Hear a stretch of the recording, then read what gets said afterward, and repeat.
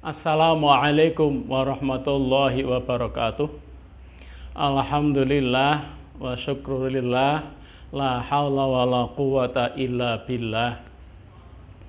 Pendengar dan pemirsa rahimakumullah, pada kesempatan ini saya sampaikan mengenai urgensi jujur di era postmodernisme. Apa itu era postmodernisme? Post itu sudah, era post-trust, era post-trust. Era post-trust, post itu sudah, trust itu kebenaran. Jadi sekarang ini kita berada di era post-trust, era di luar kebenaran. Dengan kata lain adalah era kebohongan. Nah, era kebohongan itu dimulai ketika Amerika Serikat dengan nekat itu menganeksasi ke Irak. Itu bukan atas dasar filsafat etika, tetapi nekat butuhe pengen menghancurkan Irak untuk mendapatkan sumber minyak. Nah, puncaknya era post-trust itu adalah ketika Inggris itu keluar dari Uni Eropa dan Amerika di bawah pemerintahan Donald Trump. Itu Inggris itu keluar dari Uni Eropa karena hanya melihat kebohongan demi kebohongan. Sementara Donald Trump itu berhasil menduduki kepresidenan adalah dengan menggunakan cara-cara kebohongan. Ya. Nah, disitulah dianggap puncak sebagai era kebohongan. Nah, Paul Joseph jadi Paul Joseph Goebbels itu kebohongan itu kalau diceritakan sekali ya bohong. Tetapi kalau diberitakan berulang kali itu jadilah kebenaran. Kebetulan di kita di Jawa itu ada istilah salah kaprah. Ya, salah kaprah, sudah katakan salah tapi sudah menjadi kaprah, umum untuk dilakukan orang. Itu adalah kata lain dengan era post-trust. Lah yang agak mengkhawatirkan bagi saya itu adalah salah satu kaidah usuliyah. Itu mengatakan bahwa al-adatu muhakkamah. Adat kebiasaan itu menjadi benar. Tanpa melihat unsur apa, dari mana asalnya, apabila sudah menjadi tradisi di dalam satu masyarakat, itu sudah menjadi kebenaran. Nah, apa artinya sebelum Amerika, Eropa itu menandai era post-trust, di dalam Islam itu sudah sejak zaman klasik itu ada, yaitu kaidah usuliyah itu. Al-adatu muhakkamah. Apapun bentuknya adat itu kalau sudah berlaku ya jadinya muhakamah tanpa dikonsultasikan sinergi atau tidak dengan sumber utama dalam Islam, Al-Quran dan As-Sunnah. Nah, sekarang ini terutama di dunia medsos isinya cuma bohong demi bohong, bohong saja. Siapapun orang sekarang ini tidak bisa menghindari kebohongan. Baik itu kiai, ustadz, apalagi orang biasa.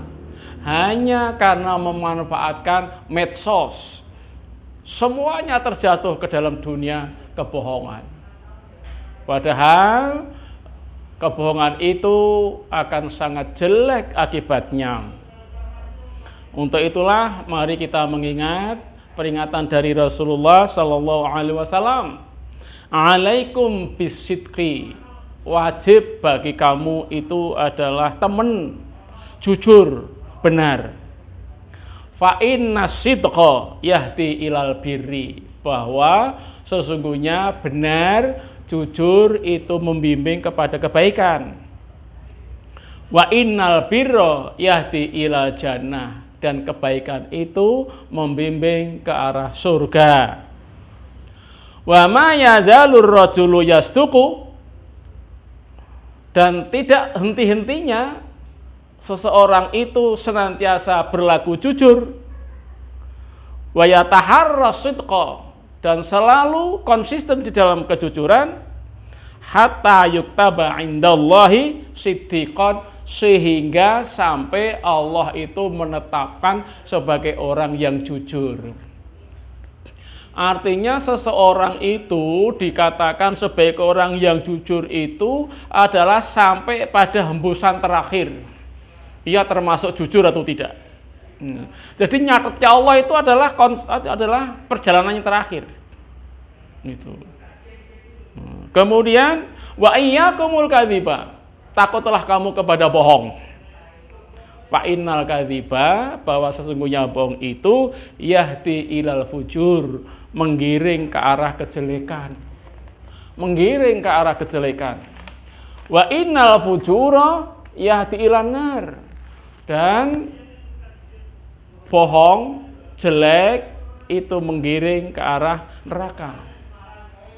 Wa ma yazalur rajulu yakdzibu, dan tidaklah henti-hentinya seseorang itu bohong, wa yataharra kadziba, dan konsisten ya di dalam kebohongan, ajeg dalam kebohongan, hatta yuktaba indallahi kadzaban, sehingga Allah itu akan menulisnya dia sebagai pembohong.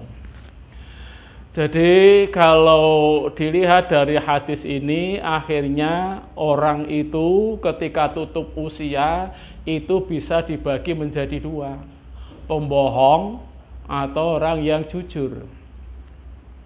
Nah, kalau kita sedang berada di era kebohongan yang demikian ini, lalu kita juga berpartisipasi aktif di dalam dunia kebohongan, itu jangan-jangan kita nanti tutup usia sebagai pembohong.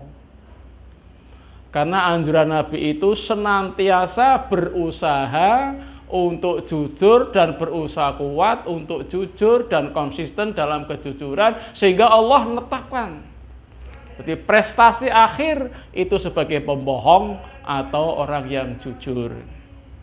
Nah, karena itulah mari kita mulai dari diri kita, dari lingkungan kita, semakin luas, dalam lingkaran semakin luas, agar kebohongan di antara kita itu bisa tertepis. Nah, biasanya kalau kita lihat, penyulut kebohongan itu kok di dunia politik. Nah, bagaimana kita berusaha bahwa politik itu memang bagus, tetapi janganlah politik itu diwarnai dengan kebohongan. Tidak mungkin akan mendatangkan berkah karena kebohongan itu. Demikian, mudah-mudahan ada manfaatnya. Akhirul kalam, assalamualaikum warahmatullahi wabarakatuh.